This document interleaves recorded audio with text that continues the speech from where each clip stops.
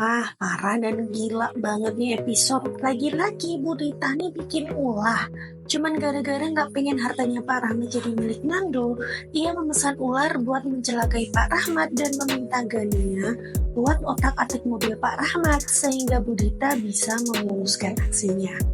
Dengan menggunakan drone, si ular sengaja diluncurkan saat Pak Rahmat lagi melihat kondisi mobilnya yang mogok, dan ular itu berhasil mematuknya hingga dia tersungkur dan pingsan. Nah, beruntung ya, tidak lama kemudian Saleha pun lewat dan melihat bahwa di situ Pak Rahmat terjatuh di aspal. Saleha pun terkejut karena di sana terlihat ada ular yang sedang menjalar pergi dari tempat di mana Pak Rahmat jatuh.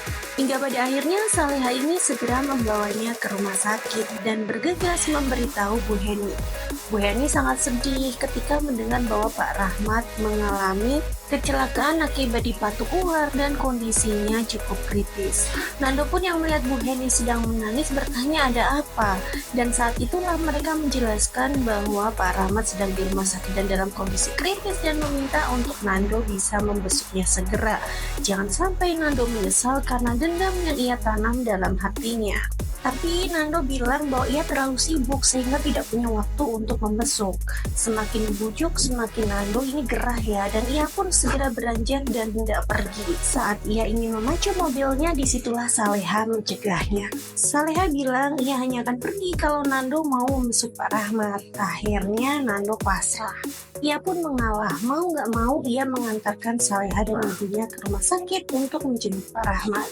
Tapi sesampainya di sana, Bu Siska ini benar-benar marah besar. Ia nggak terima kalau sampai Saleha dan Bu Heni ada di sana dan ia pun mengusir mereka. Nando pun merasa tidak terima ya dengan perlakuan Bu Siska kepada ibunya dan juga kepada Saleha.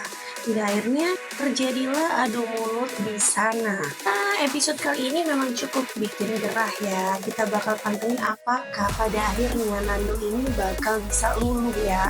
Karena di sini Saleha akan berjuang mati-matian untuk bisa membuat Dani sadar seperti apa yang ia lakukan kepada Pak Darmawan dulu, dan pada akhirnya berhasil kan Pak Darmawan berhasil menyayangi Saleha.